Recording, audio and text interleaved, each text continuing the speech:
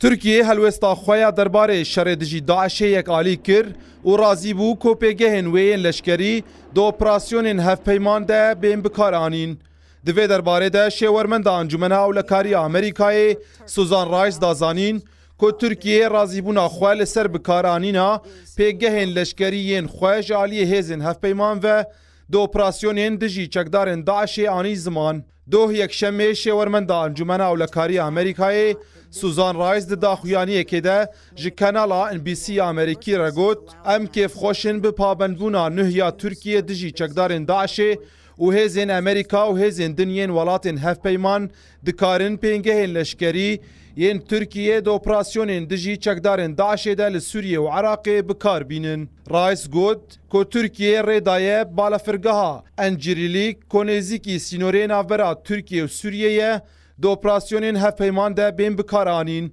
û ji aliyekî din ve jî tê gotin ku dê gotûbêjkirin di navbera berpirsên Amerîka û Tirkiye berdewam bin ji bo diyarkirina rola Tirkiye di rûbirûbûna çekdarên Daişê de. Li aliyekî din hin malperên nûçeyan belavkirine ku Tirkiye razî bûye Amerîka li nava Tirkiye komek şervanên YPG di çarçoveya şerê li dijî Daişê de perwerde bike. Li gorî malpera Tirkiye ya radîkal ji derên Amerîkî eşkere kirine ku Tirkiye tevlî programa perwerdekirin û çekdarkirina ya hevpeymaniya navdewletî li dijî Daişê bûye û bi vî awayî aloziya ku ji ber rewşa Kobanê û şerê Daişê di navbera Washington û Enqerayê de çêbûye hinekî daniye. Li gorî nûçeyê wan jêderan ku Tirkiye razî bûye komek endamên PYD di nav hêzên opozisyona Sûriye de bên perwerdekirin lê ew şervanên Kurd dê ji aliyê Amerîka ve bên fêrkirin. Di nûçeyê de hatiye gotin ku li ser cihê perwerdeyê heta niha jî gotûbêj di navbera rayederên Türk û Amerîka de heye. Tê gotin ji bilî komek şervanên YPG